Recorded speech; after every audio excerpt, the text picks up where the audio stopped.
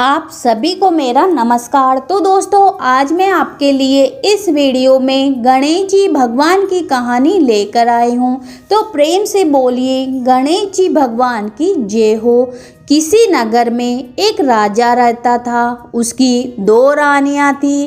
बड़ी रानी बहुत ही गुस्सैल और कुटिल स्वभाव की थी। बड़ी रानी के दो पुत्र थे, परंतु छोटी रानी इसके विपरीत बहुत ही नम्र थी। सबका आदर सत्कार करने वाली थी, परंतु उसके कोई संतान नहीं थी।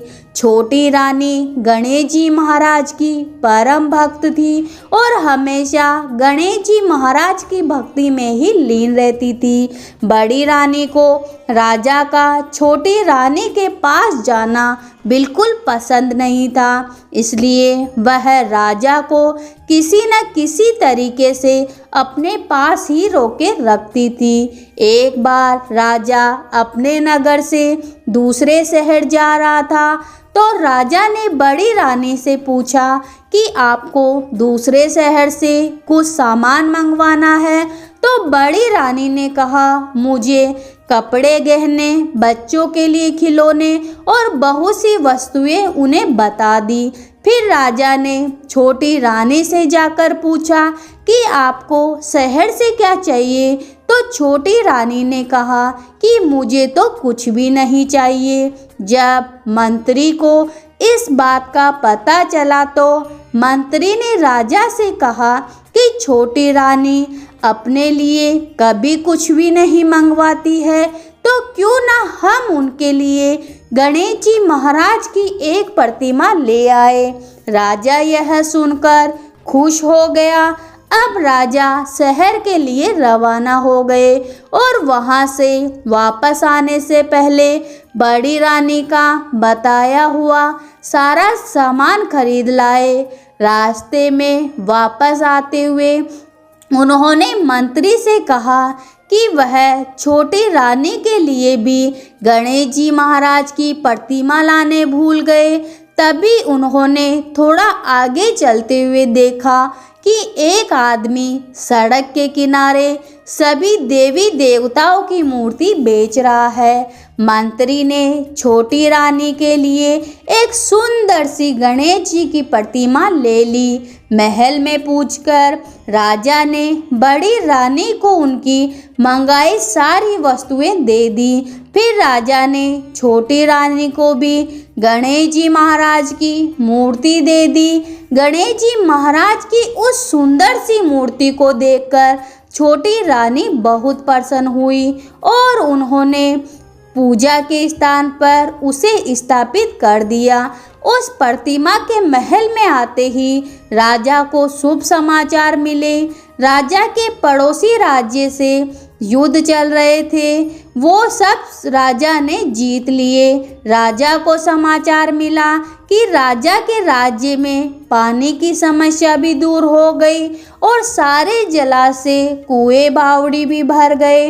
राजा के राज्य में फसल भी बहुत अच्छी हुई और कुछ महीनों बाद छोटी रानी भी गर्भ से ठहर गई। जब बड़ी रानी को पता चला कि छोटी रानी को भी गर्भ ठहर गया है, तो वह बहुत विचलित हो उठी। उसे लगा ये तो बहुत गलत हो गया। उसने सोचा कि जब से यह गणेश जी महाराज की मूर्ति यहाँ आई है, तब से कुछ ना कुछ अच्छा हो रहा है। तब बड़ी रानी ने अपनी दासियों से गणेश जी महाराज की उस मूर्ति को चुराने को कहा और बड़ी रानी ने उस मूर्ति को महल के कुएं में डाल दिया। फिर रातों रात ही उस जगह एक बहुत ही सुंदर और बड़ा पेड़ हो गया। उस पेड़ पर सिर्फ एक ही सोने का फूल लगा था। सुबह उठकर जब सबने उस पेड़ को और उस सोने के फूल को देखा तो सब हैरान हो गए। सब उस फूल को लेना चाह रहे थे, पर वह फूल किसी के हाथ नहीं आ रहा था। बड़ी रानी भी वहां गई, राजा भी आए, फूल फिर भी किसी के हाथ में नहीं आया।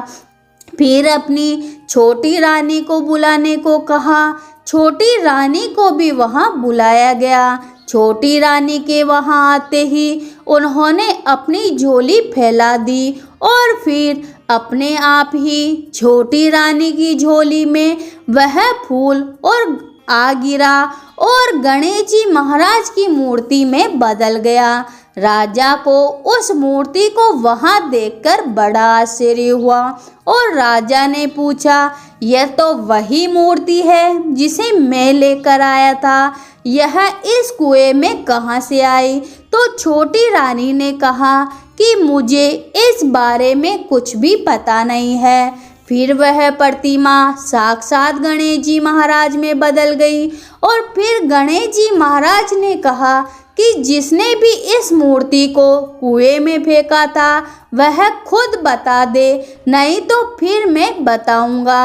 बड़ी रानी को अपने ऊपर शर्म आ रही थी, फिर भी वह कुछ नहीं बोल पाई। फिर गणेश जी महाराज की कृपा से उस कुएं के पानी में सभी को वह दृश्य दिखाई दिया कि कैसे मूर्ति चुराकर कुएं में फेंकी गई। इसके बाद राजा ने बड़ी रानी को दंड स्वरूप नगर से बाहर पुराने किले में रहने का आदेश दिया। फिर गणेश जी महाराज फिर मूर्ति में बदल गए। फिर राजा ने महल के अंदर एक भव्य मंदिर बनाकर उस मूर्ति को पूरे विधि विधान से स्थापित करवाया। छोटी रानी ने 9 महीने के बाद एक सुंदर पुत्र को जन्म दिया। उसके बाद सारा नगर गणेश जी महाराज का व्रत करने लग गया। तो प्रेम से बोलिए गणेश जी भगवान की जय हो।